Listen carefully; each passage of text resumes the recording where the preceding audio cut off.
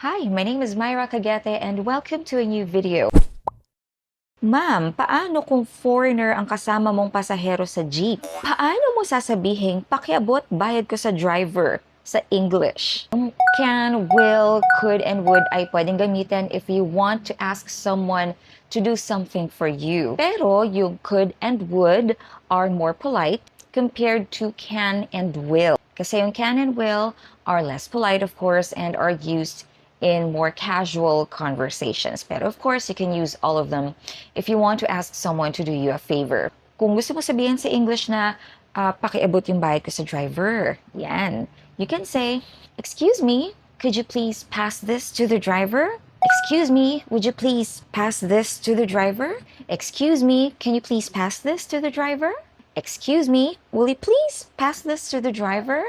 Pero, paano nga naman kung Englishero si Kuya Driver? Paano mo sasabihin, "Kuya, para bababa na po ako," in English? "Excuse me, this is my stop.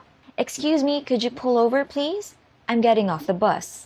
Excuse me, could you pull over please? I'm stepping off. Pull over please." It means, pakitabi, pakigilid muna yung sasakyan please. Parang ganon.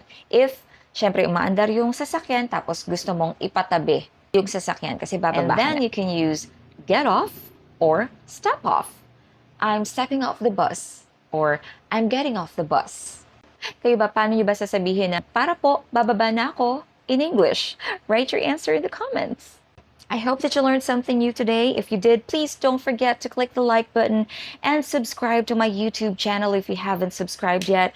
I hope to see you again next time. Bye.